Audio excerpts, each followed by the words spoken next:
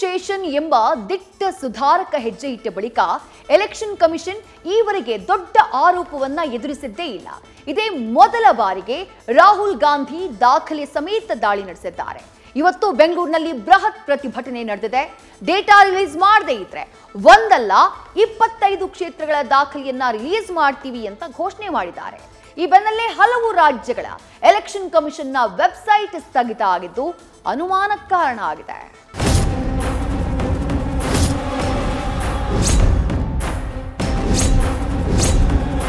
कर्नाटका में नहीं चोरी हुई है, पूरे हिंदुस्तान में सीटें चोरी हुई हैं।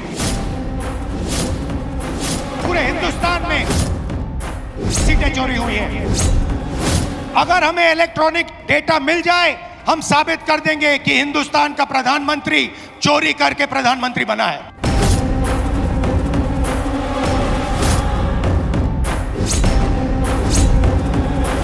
टाइम लगेगा, मगर हम आपको पकड़ेंगे।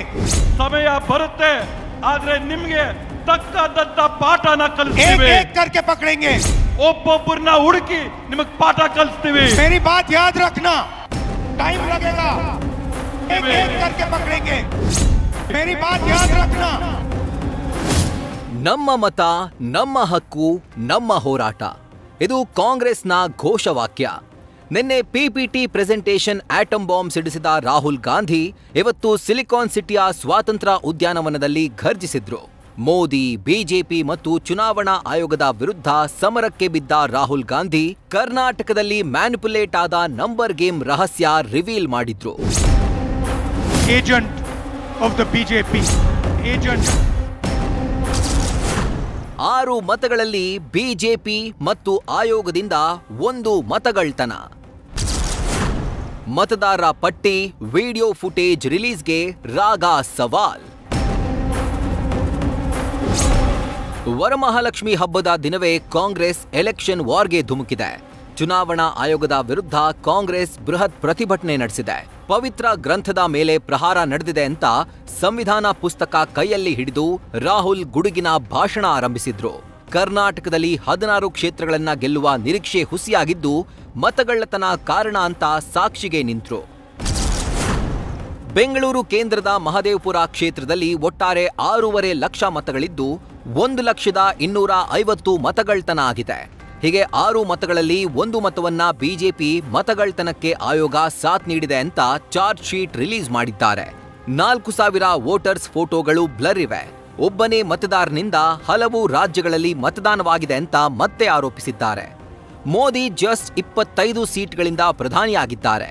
ಎಲೆಕ್ಟ್ರಾನಿಕ್ ಮತಯಂತ್ರದ ಅಂಕಿಅಂಶ ಸಿಕ್ಕರೆ ಮೋಸದಿಂದ ಪ್ರಧಾನಿಯಾದ ಬಗ್ಗೆ ಸಾಕ್ಷಿ ಸಮೇತ ತೋರಿಸೋದಾಗಿ ಸವಾಲ್ ಹಾಕಿದ್ದಾರೆ. ಕಳೆದ 10 ವರ್ಷಗಳ ಮತದಾರರ ಪಟ್ಟಿ ಹಾಗೂ ವಿಡಿಯೋ ರೆಕಾರ್ಡಿಂಗ್ ಅನ್ನ ತಕ್ಷಣವೇ ಚುನಾವಣಾ ಆಯೋಗವು ರಿಲೀಸ್ ಮಾಡಬೇಕು. ಇಲ್ದಿದ್ರೆ ಒಂದಲ್ಲ 25 ಕ್ಷೇತ್ರಗಳ ಮಾಹಿತಿ ಬಹಿರಂಗ ಮಾಡೋದಾಗಿ ಘೋಷಿಸಿದ್ರು. महादेवापुरा में 6.5 लाख वोट हैं असेंबली में, और उसमें से 1,250,000 वोट चोरी किए गए हैं। मतलब 6 में से 1 वोट इन्होंने चोरी किया है। याद रखिए, नरेंद्र मोदी 25 सीट की मार्जिन से प्रधानमंत्री हैं। डेटा मिल जाए, हम साबित कर देंगे कि हिंदुस्तान का प्रधानमंत्री चोरी करके प्रधानमंत्री बना है।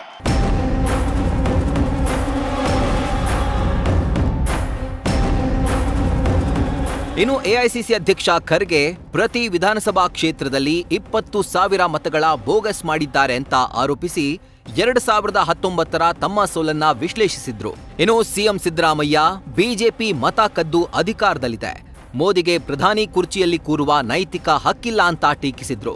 ಸಂವಿಧಾನ ಮತ್ತು ಮತಗಳ ರಕ್ಷಣೆಗೆ ಕ್ಷೇತ್ರದಲ್ಲಿ ಲೀಗಲ್ ಬ್ಯಾಂಕ್ ಆರಂಭಿಸುವ ಯೋಚನೆ ಇದೆ ಅಂತ ಡಿಸಿಎಂ ಡಿಕೆ ಶಿವಕುಮಾರ್ ಸ್ವಾಗತ ಭಾಷಣದಲ್ಲಿ ಪ್ರಸ್ತಾಪಿಸಿದ್ರು. ಈಗಿರ್ತಕ್ಕಂಥ ಸರ್ಕಾರ ಇದು ಕಳ್ಳತನದ ಸರ್ಕಾರ. ಕಳ್ಳತನದ ಸರ್ಕಾರ ಇದ್ದ ಕಾರಣ ಇದಕ್ಕೆ ನೈತಿಕ ಬಲ ಇಲ್ಲ. ಸರ್ಕಾರದಲ್ಲಿ ಇರೋಕ್ಕೆ ಯಾವುದೇ ಇದಕ್ಕೆ ಹಕ್ಕಿಲ್ಲ. ನಾನು ಸುಮಾರು 12 ಎಲೆಕ್ಷನ್ ಗೆದ್ದಿದ್ದೇನೆ, ಆದ್ರೆ ಒಂದೇ ಒಂದು ಎಲೆಕ್ಷನ್ ಸೋತಿದ್ದು 2019ನಲ್ಲಿ. 2019ನಲ್ಲಿ ಇದೇ ರೀತಿಯಾಗಿ ಮಾಡಿದ್ರು. ನರೇಂದ್ರ ಮೋದಿ ಅವರಿಗೆ ಅಧಿಕಾರದಲ್ಲಿ ಇರಲಿಕ್ಕೆ ಯಾವುದೇ ನೈತಿಕ ಹಕ್ಕಿಲ್ಲ ಅಂತಕ್ಕಂಥ ಮಾತುಗಳನ್ನು ಹೇಳಲಿಕ್ಕೆ ಬಯಸ್ತಾ ಇದ್ದೇನೆ. ಅದರಿಂದ ನರೇಂದ್ರ ಮೋದಿಯವರು ಕೂಡಲೇ ರಾಜೀನಾಮೆ ಕೊಡಬೇಕು.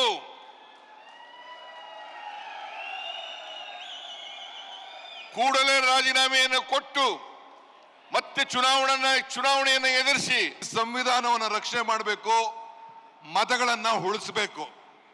ಪ್ರತಿಯೊಂದು ಹಾಸ್ಪಿಟಲ್ನಲ್ಲಿ ಯಾವ ರೀತಿ ಒಂದು ಬ್ಲಡ್ ಬ್ಯಾಂಕ್ ಇದೆ, ಅದೇ ರೀತಿ ಒಂದು ಲೀಗಲ್ ಬ್ಯಾಂಕನ್ನು ಮತಗಳನ್ನು ರಕ್ಷಣೆ ಮಾಡಲಿಕ್ಕೆ ಪ್ರತಿಯೊಂದು ಅಸೆಂಬ್ಲಿ ಕ್ಷೇತ್ರದಲ್ಲೂ ಕೂಡ ಒಂದು ಲೀಗಲ್ ಬ್ಯಾಂಕನ್ನು ಪ್ರಾರಂಭ ಮಾಡಬೇಕು ಅಂತೇಳಿ ಅವರ ಮಾರ್ಗದರ್ಶನ ಕೊಟ್ಟಿದ್ದಾರೆ. ಇನ್ನು ಸಿದ್ದರಾಮಯ್ಯ ಭಾಷಣಕ್ಕೆ ಮುಂದಾಗ್ತಾ ಇದ್ದಂತೆ ಭಾರೀ ಜೈಕಾರ ಮೊಳಗ್ತು. ನಾಯಕತ್ವ ಬದಲಾವಣೆ ಚರ್ಚೆಯ ಹೊತ್ತಲ್ಲಿ ಸಿದ್ದರಾಮಯ್ಯ ಪರವಾಗಿ ಅಬ್ಬರದ ಘೋಷಣೆ ಗಮನ ಸೆಳೆಯಿತು. ಈ ಮಧ್ಯೆ ಸೋಮವಾರ ಕೇಂದ್ರದ ಚುನಾವಣಾ ಆಯೋಗಕ್ಕೆ ಕಾಂಗ್ರೆಸ್ ಸಂಸದರು ದೂರು ನೀಡುವ ಸಾಧ್ಯತೆ ಇದೆ. ಚುನಾವಣಾ ಅಕ್ರಮ ಯಾವ ರೀತಿಯಲ್ಲಿ ನಡೆದಿದೆ ಅಂತ ದಾಖಲೆ ನೀಡಲಿದ್ದಾರೆ. ಶಿವಪ್ರಸಾದ್ ಗಣಪತಿ ಜೊತೆ Harish Kakol, political bureau, news first. News first ನಿರ್ಭೀತಿಯಿಂದ ನಿಮ್ಮ ಪರವಾಗಿ.